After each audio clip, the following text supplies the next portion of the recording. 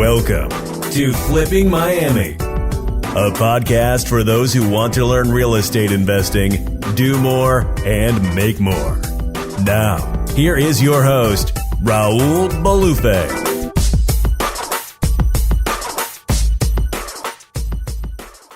Yo, what's up, guys? Welcome to Flipping Miami podcast. And today, this is going to be a good one. I look at that beard. If you guys are watching, if you're not watching this, then just imagine a kind of gingerish beard on the other side. But I got Seth Choate. He's a good friend of mine. We've met in masterminds. The guy's killing it. We're just having a conversation of he's up to over 20 rentals now, and he's a young dude just crushing it, traveling, living an awesome life. So that's a pretty tough intro to beat now. But thanks, Seth, for being on here. Jeez, man, I'm over here just kind of plugging away, and then you talk me up like I'm crushing it. So hopefully this goes well. Thank you for having me on, man. Looking forward to it. Yeah, and I saw you on the Instagram, bro. You got ripped. What happened to you over there? So, dude, I got the fat dad bod there for a minute after the kid. I was just got out of shape, and I looked in the mirror one day and I said, enough. Because I used to be pretty jacked. Okay. And I just said enough. So my wife and I went on a crazy diet leading up to our Costa Rica trip. And it was pretty insane. Like, she pre-prepped every meal, everything. And I was hitting the gym and running 6-7 days a week. And then just got it dialed back in right there before Costa Rica. Yeah, bro. I saw some pictures. I'm like, yo. I think I sent you a message. I'm like, yo, Seth, like, what kind of steroids you on? I want some of those things, bro. Insane. That picture got so many comments. People are like, what were you doing? I was like, So I go as my wife goes. If she cooks good, I eat good. If she cooks bad, I'm done. Well, that's a great support thing. Yeah, I mean, I just started like kind of dieting hard and watching everything I eat, and it's a lifestyle thing. I feel like people don't realize that. Complete lifestyle, and what motivates me to do it is like it gives me energy in business. And if I eat pizza, I'm done. But like if I'm on my salads, smoothies, quality food, I've got energy till 6, 7, 8 at night. Yeah, love that. But dude, yeah, so I appreciate you coming on. And we'll talk about like what you do in real estate now. You do wholesale in California. But dude, tell me what was Seth like? Who was Seth at like 15, 16 years old in high school? Like, if we would have met in high school, like, would you have been a shy kid? Were you playing sports? Like, who was Seth? Seth was a very outgoing jock. Sports. Okay. I could see that. Yeah. I was football, wrestling were my focus, and sports were my life up until probably 22 years old. Damn. Played college football at a junior college and then a Division II school. And that was my everything. Everything revolved around competing. And so that actually is kind of the reason I got into real estate. I know we're going to go there. Yeah. But I had a massive void once I left all that because the competition was gone. I was like, I was dying for something to compete in. And the real estate world is what I compete in now, and it's filled that void, and it's fun. I love that. So you took all that like competitive energy. You said you used to do wrestling and football in high school. You were pretty outgoing. And so leaving high school, did you have a plan of like what you wanted to do for the rest of your life? Dude, I wanted to be a teacher and coach football. What? Oh, you wanted to be in high school? Yeah. So I didn't even want to teach, but that was the only means to be a football coach. Ah, interesting. So everything was at that time was evolved around that. And so when I went to school, quite honestly, what's the easiest degree I can get? I thought it was history. That sounds really dumb. Oh, it's terrible, dude. I have a history degree that I don't use at all. No. It's one of the most worthless things I have. What is one of the most interesting history facts that you can remember? Oh, see, I don't even remember them. Oh man, damn. It's I don't know, something. It would probably be in regards to Rome. Oh, I don't know if I can say it on your podcast. Yeah. Is it? politically incorrect? No, but it might not be G-rated. So Yeah, no, go for it, man. I feel bad words back in the day, the Greeks were big time on being homosexual with each other. They felt like it created a bond between the warriors. I thought that was really out there. Interesting. And you think of like Greek like warriors, you think of like these Sparta, or I don't even know if those are Greek, but you think of like those like dudes, you know? But apparently it was common for them to get in. Not to say buff dudes can't be badass and sexual, but I'm just kidding. That's interesting, dude. So you graduated high school. You're probably like a competitive football player. Did you not try to make it to college on football or wrestling, or what happened there? Well, I played college football. Oh, okay. And I played at a junior college, and then I ended up receiving a scholarship to go to a Division II school out in Michigan. Okay. Quickly, the aspirations of going further ended when I realized I was short and slow. Right. Yeah. I was capped out, but I had a blast. But after that was done, I had one semester left. I moved back home because it's awful in Michigan. Like the weather's just so cold. You being from Miami, me being from California, I don't do well in the snow, man. No. And so as soon as football was done, I moved home, took a semester locally, and graduated with a history degree. Nice. From there, I was working a dead-end job selling Yellow Page ads. You know the old phone book? Wow. Dude, it was tough. It was an awful job. But if you can sell an ad in a phone book to a business, you can sell anything. I imagine that. Problem was, I was sitting there making decent money doing that. And then I was going through my student teaching. I was going to have to quit my job to finish my student teaching in the classroom. And I was going to take a pay cut to go be a teacher. And it didn't align with me anymore. It was just like, there's something wrong here. I don't want to make $45,000 a year. Yeah. And cap out at 70. Like that's just not my life. So I just, at that point, made a radical change, and that's when I dove into real estate 5.5 years ago. Nice, bro. So okay, damn, that's interesting. I didn't know that about you. So I knew that you played football and some sports, and you want to be a teacher. The reason I ask these questions about high school is because, everyone starts there, right? Or typically most people go to high school. It's okay if you didn't, but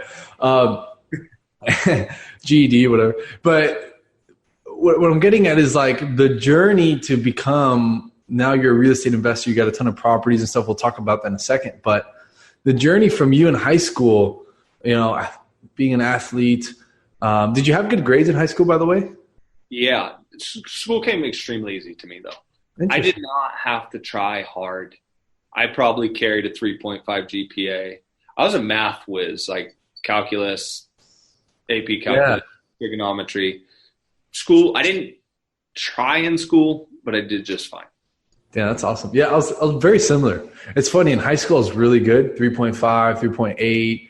And then I got to college and I was like a 2.0. I was horrible in college.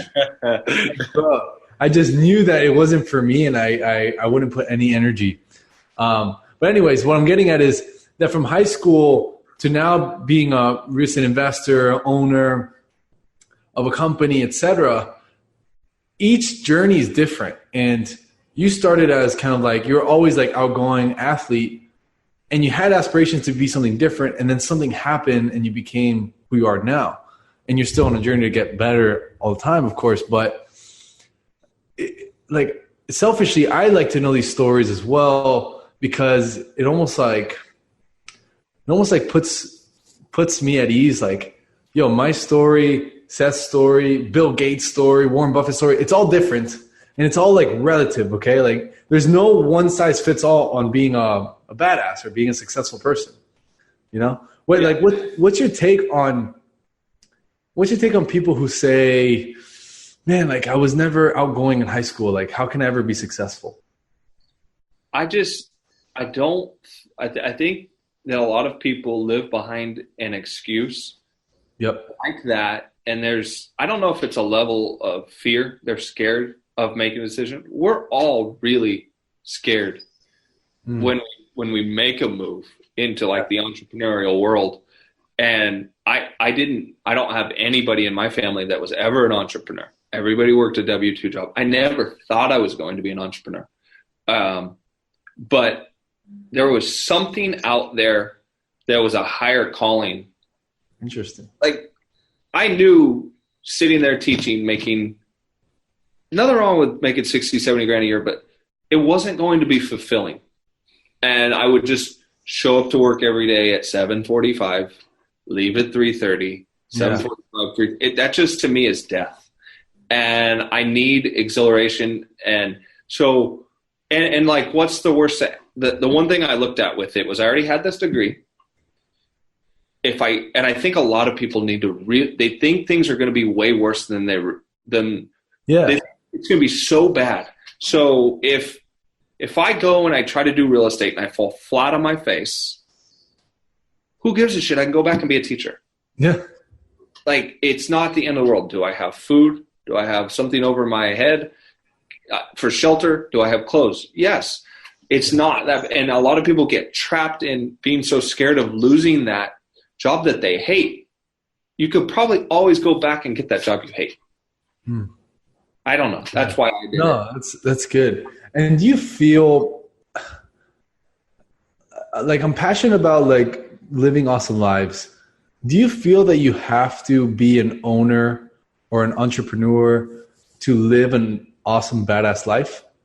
No, I don't think that. However, I think you have to be in the right place and around the right people that allow you some flexibility, and you have that encouragement to go and do other things. I know there's people on my team who are not owners who live badass lives. That's awesome. And I don't think it all comes down to owning a business, but there are other facets. You can crush it in fitness. You can crush it in traveling and other things. But I do think you need some flexibility in a job. You can't be working 60 hours a week, 6 days a week, 10 hours a day. I don't think that's a badass life if you clock in, clock out. I just don't see it. I don't see it, yeah. I think I read something the other day that, I mean, these statistics could be a little messed up, but overall, I think it's in 2019, they did a study, 7 out of 10 millionaires are not business owners. Really? Yeah. I would have never guessed that. Neither would I. Huh. And it was either in a podcast or Reddit somewhere. I would actually challenge someone to look it up, make sure I'm right, but it's something along those lines. Basically, more than 5, which is really interesting, right? I would never have. I would have probably flipped it around and been 7 and 10 are business owners. Yeah, I found that interesting. Back to just financial, just saving your money. You don't have to make a boatload of money to become a millionaire. No. So, dude, so you're in this stage, you know, you're back and forth. Like, do I be a teacher? Do I take that pay cut, or do I do this other thing? What like happened that you shifted? You're like, all right, I'm gonna go after this real estate thing. I'm gonna go and like create, you know, something for myself. Was it a moment? Was it a series of events? Was it like, did someone punch you in the face? Like, what happened here? You know? So to back up a little bit, I'll give you a little bit of background on why real estate was chosen. I was in high school during the crash. Prior to that, I was like 03, 04 freshman, 04, 05 sophomore. Absolutely insane, right? I was sitting there going, I'm never going to be able to buy a house. Look at these prices. How can I ever buy a home? And then as I graduate high school, I watched just the biggest crash we've ever seen. And it fascinated me. And I didn't know anything about real estate, didn't understand it, but I kept telling my dad, you need to buy these houses, go buy these houses. He never did. He does just fine. But like there was something there, right? And then fast forward to when I'm working at the Yellow Pages. I hate this job. Like it is awful. I'm getting MF'd every day that I walk in a door trying to sell a Yellow Page ad because it doesn't work. And I don't blame the people for telling me to leave.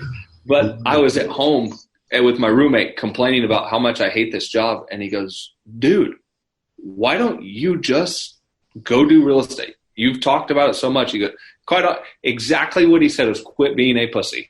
Try it. I love that. That night, I signed up for my course. And then when it came in, I just kept plugging away at the tests. And as soon as I got my license, I kind of balanced that other job on the side, making money until, well, it was cool because that job had some flexibility. And it allowed me to run out and go do some deals. And I strung that along as long as I could before they finally realized I was not working there. And because they gave like a stipend and stuff like that. Yeah. And finally they were about to fire me, so I just quit. Full time into the real estate thing. And that was it. Just a friend calling me out. Your friend? Went for it. You still friends with this guy? He's one of my best friends in the world. Nice. Yeah. He was the best man at my wedding. So yeah. Nice, dude. That's awesome. So you see, I mean, like if you're listening and you're waiting for a sign, okay, you can do two things. You could either keep waiting for this sign, or you can make your own sign based on whatever you want, right? You were at that point, right? You hated the yellow pages. You didn't want to be a teacher anymore. You knew that something's missing, right? This is not what Seth's meant to do. Seth's not meant to sit here and get, bitched at for yellow page ads. So you already knew there was something else. And then the sign of, the trigger was your friend. If people are not looking for that, if you are listening to this and you're not looking for something to get you going, you're never going to find it. Absolutely. I completely agree. And if you are hating what you're doing every day, you don't want to go somewhere, make that leap. That's the sign. Yeah. Right? If you literally hate going to your job, that is the sign. And make a move. You'll be just fine. If you completely fail, it's not a bad thing. Failure is not a bad thing, and you'll be just fine. Failure is great. And I truly believe that we're put on this earth, whatever you believe in, but if you're alive, you're a miracle. And not only that, is we're here to live our maximum best capacity type of life. Like, why should we expect anything else? Like, why should we want anything else from ourselves? Yeah, is there stuff that you do on a daily basis that you don't like to do? Sure. But overall, what's your fulfillment level compared to the yellow pages job? Dude, it's night and day. And to that thing about maximum fulfillment, like when I catch myself at times just cruising in business and we've reached a level of success, I get bored. I need to be tensed up, like nervous, like I did something crazy. I love that shit. That is the most alive. Like when you're like, all right, I'm going to drop a tremendous amount of money on this strategy and we're going to try this out and it may not work. Oh man, I never feel more alive than that. And we got like a stress, but it's a good stress. Yeah. And dude, love it. It's like when the stress is like, yeah. Some people don't like that, and that's okay. But if you can align yourself with someone like Seth that it has that like risk tolerance, and you just help people like him, because you have a really good partner or COO that's a good friend of yours, and he probably helps you with these crazy ideas, just like I have Lewis, and they live awesome lives. They're awesome people. They're technically almost like business owners because they do almost everything in the business, but they just have different risk profiles, and that's okay. The reason I'm saying all this is like, dude, there's really no excuse to be where you're at if you don't want to be there. 100%. Dude, Blaze, the guy you're talking about, was making 95 to 100 grand a year as a nurse. Killer job. Wow. I don't know it. Up and quit being a nurse to do this. Best decision he's ever made. Like, he loves it. And he's buying rentals. I mean, all kinds of crazy stuff. And if anybody has a reason not to leave, it's a dude making 100 grand a year as a nurse. Yeah. It wasn't his passion. High security job. He went to school for it. Oh, but I got my degree for it. Dude, who cares if you're not happy there? Okay, take that as a learning lesson. You learned a bunch of science. You got your experience, and that's it. Yeah. Yeah, he can always go back and do that. That would be so easy. They're always going to need him if it doesn't work out. But it's working out, I mean, wonderfully. Damn. Dude, so you've been through – how long have you been in the business? I started as a realtor 5.5 years ago. Damn, so you've moved pretty quick. Yeah. I started in the investment space probably 3 years ago. Damn, that's awesome. What's the biggest lesson that's taken you the longest to learn when it comes to business? The biggest lesson that's taken me the longest to learn. Like something that you're like, oh, damn it. Like I knew that, or I should have done that before. Like that kind of feeling. One that, I'm just recently learning it, and I've heard it over and over and over Yeah. again. Probably burned a lot of money and time by not doing it. Is it actually tracking my business? Tracking it. We for up until literally like a couple months ago, we're just throwing everything against the wall, and just because we were hustling, everything's been going great. But we've been hitting a wall, and it's because we didn't know what to change and where to add more money because we didn't track anything. Yeah. Oh, that is so. I mean, and we have the same coach, and he's a huge. He tracks I'm sure he tracks his. He tracks everything for sure. He tracks the amount of time he takes walking from here to the bathroom. Bet. Oh, he's a tracking guru. He knows how long the shower is every day. Yeah. So, but anyways, dude, oh my God, so key. What has that done for your business now that you started tracking that stuff? Well, for example, one thing that we did is when we buy houses, I was just shotgun effect marketing every single non-owner occupied home with an old owner. But I didn't realize in the years doing it, I've never bought a home that is bigger than 1,800 square feet ever.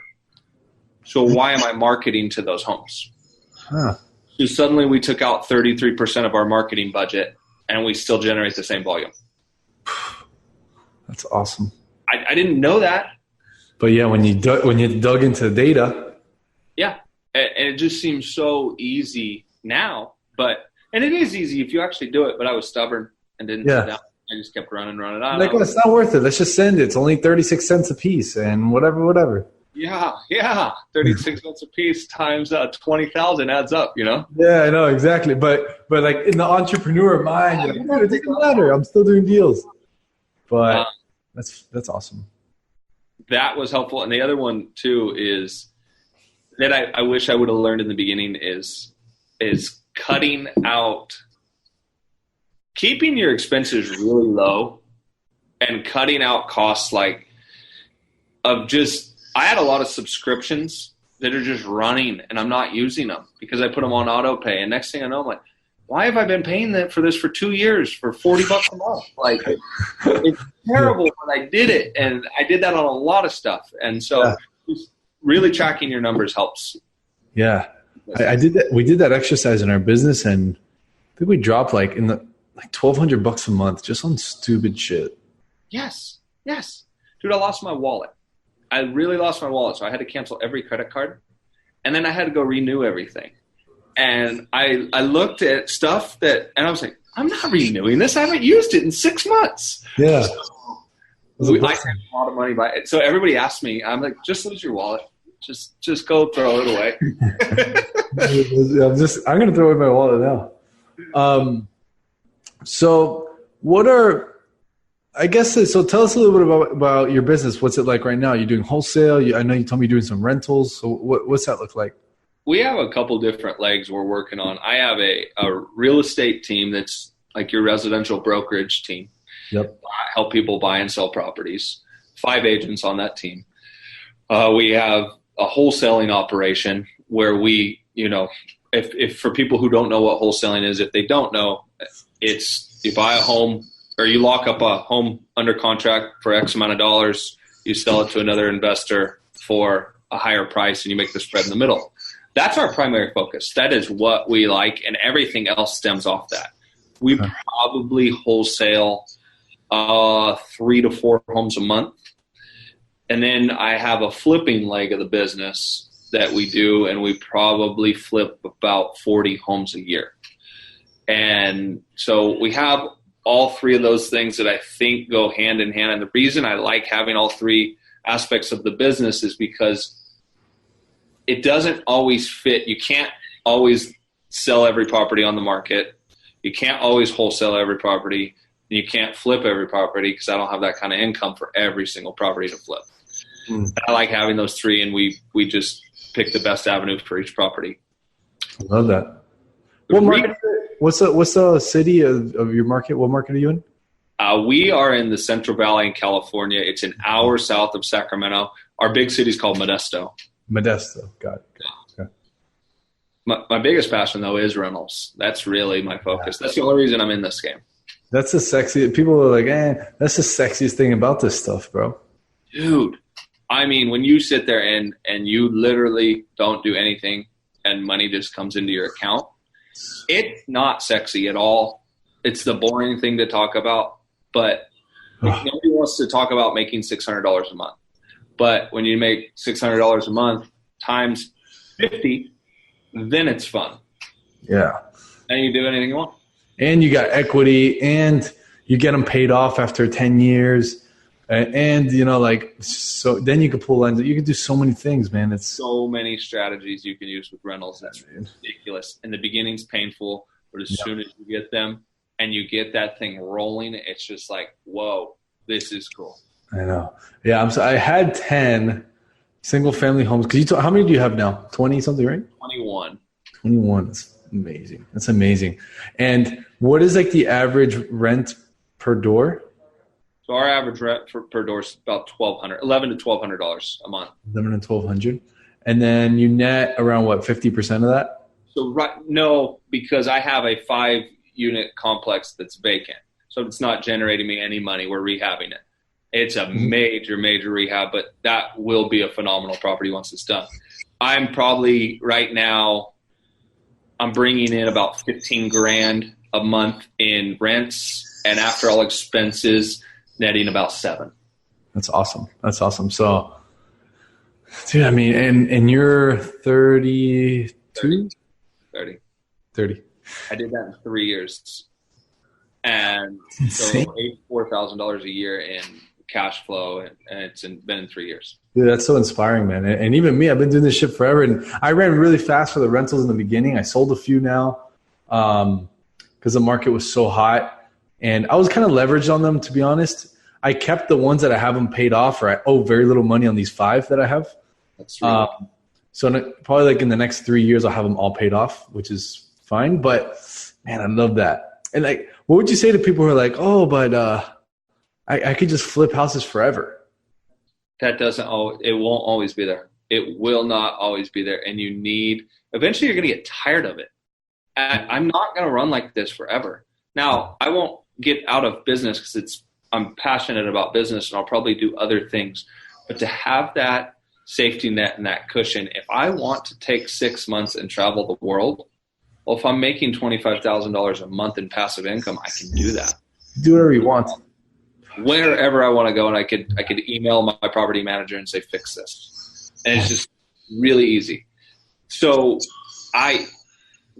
flipping's exhausting. And it's fun, but it's exhausting. No one wants to do that forever.